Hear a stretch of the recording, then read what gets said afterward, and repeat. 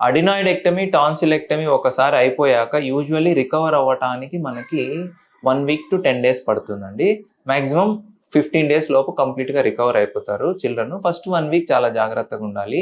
Soft diet ఇవ్వాలండి. గట్టి గట్టి పదార్థాలు అప్పడాలు, దోసలు, తర్వాత ఈ రొట్టెలు ఇట్లాంటివి పెట్టకూడదండి. మెత్తగా ఉన్నవి ఉప్మా, పెరుగన్నము ఇలాంటివి సాఫ్ట్‌గా ఉన్నవి, మెత్తగా ఉన్నవి మాత్రమే పెట్టాలండి పిల్లలకి. తర్వాత పిల్లవాడు గార్గిల్ చేయగలిగితే రోజుకి ఒక 5, 6 సార్లు ఖచ్చితంగా గార్గిల్ చేసి మెడికేటెడ్ గార్గిల్స్ ఇస్తాము. లేదా సాల్ట్ వాటర్ గార్గిల్ అయినా డైలీ ఒక 5, 6 టైమ్స్ గార్గిల్ చేసి ఆ గొంతులో ఏమి అక్యుములేట్ అవ్వకుండా ఊస్తుండాలండి medicated gargles. Pain killers compulsory ఇస్తాము. కొంతమందిలో యాంటీబయాటిక్స్ కూడా అవసరం ఉంటుంది.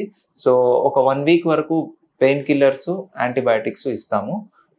బ్లీడింగ్ అయితే ఇమీడియట్‌గా డాక్టర్‌కి రిపోర్ట్ చేయాలి. అది ఇంతకుముందే చెప్పాను. సో ఇటువంటి జాగ్రత్తలు తీసుకుంటే యూజువల్లీ ఒక 1 వీక్ టు 10 డేస్‌లో పిల్లవాడు కంప్లీట్‌గా రికవర్ అయ్యి మళ్ళీ స్కూల్‌కెళ్ళటం, ఆడుకోవటం అన్నీ నార్మల్‌గా చేయొచ్చండి. మీరు తీసుకునే అదే మందులు, అదే నాణ్యమైన మందులు మెడ్ ప్లస్ బ్రాండ్స్ పై సగం ధరకే.